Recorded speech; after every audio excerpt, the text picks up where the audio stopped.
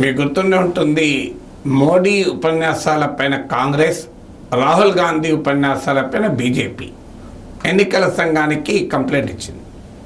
Prime మినిస్టర్కు notice ఇస్తారా అని చర్చ జరిగిన సమయంలో ఎలక్షన్ కమిషన్ తెలివిగా మోడీకి నోటీస్ ఇవ్వకుండా జేపీ నడ్డా బీజేపీ ప్రెసిడెంట్కు నోటీస్ ఇచ్చింది.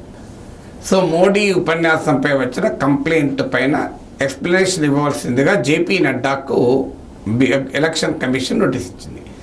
అదే సమయంలో ఒక్క మోడీకి ఒక్క బీజేపీకి ఇస్తే ఎన్నికల సమయంలో ఆ పార్టీకి నష్టం జరుగుతుందని భావించిందేమో తెలియదు, కానీ పనిలో పని బీజేపీ ఇచ్చిన కంప్లైంట్ రెఫర్ చేస్తూ కాంగ్రెస్ పార్టీకి కూడా నోటీస్ ఇచ్చింది.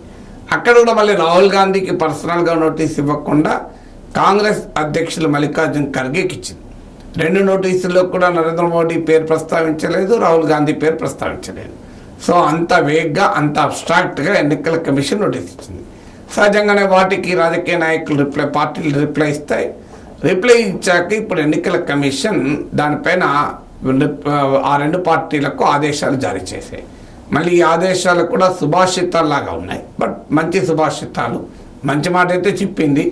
సో ఈ ఎన్నికల కమిషన్ ఏమన్నదంటే, భారతదేశంలో ఎన్నికలు ప్రజాస్వామ్యానికి ప్రాణం లాంటివి, కానీ దేశ సామాజిక సాంస్కృతిక వాతావరణాన్ని చెడగొట్టే విధంగా ఎన్నికలు ఉండకూడదు, రాజకీయ పార్టీల కార్యకలాపాలు ఉండకూడదు అని చాలా క్లియర్గా చెప్పింది.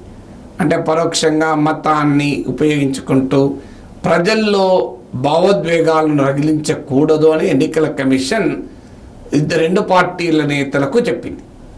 దాంతోపాటు ఎన్నికలు అనేది రాజకీయ పార్టీలకు గెలవటానికి పోటీ చేస్తారు, గెలవటానికే కాదు ప్రజలు మీ పార్టీల నుంచి ఏమి ఆశిస్తున్నారు, పార్టీ నుంచి ప్రజల ఆకాంక్షలకు మీ పార్టీలు ఎలా ఆదర్శవంతంగా ఉంటాయని కూడా చూస్తారు అని కూడా వ్యాఖ్యానించింది ఎన్నికల కమిషన్.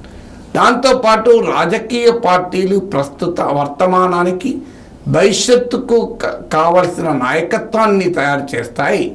అలాంటి పార్టీలో ఉండేటువంటి నాయకులు, సభ్యులు, ముఖ్యంగా సీనియర్ నాయకులు క్రమశిక్షణ తప్పకూడదు. ఇది పార్టీకి నష్టం, ప్రజాస్వామ్యానికి నష్టం. రాజకీయ పార్టీగా ఎన్నికలు అశాశ్వతం, కానీ రాజకీయ పార్టీలు శాశ్వతం. ఎన్నికలు 5 ఏళ్ళకోసారి వస్తాయి, కానీ రాజకీయ పార్టీలు ఎల్లప్పుడూ ఉంటాయి.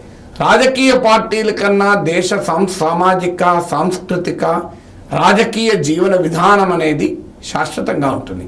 అందువల్ల దేశ సమాజంలో ఉన్న స్థితిగతుల్ని దెబ్బతీసే విధంగా మీరు మీ నాయకుల కార్యకలాపాలు ఉండకూడదు అంటూ శుతిమెత్తగా హెచ్చరించింది.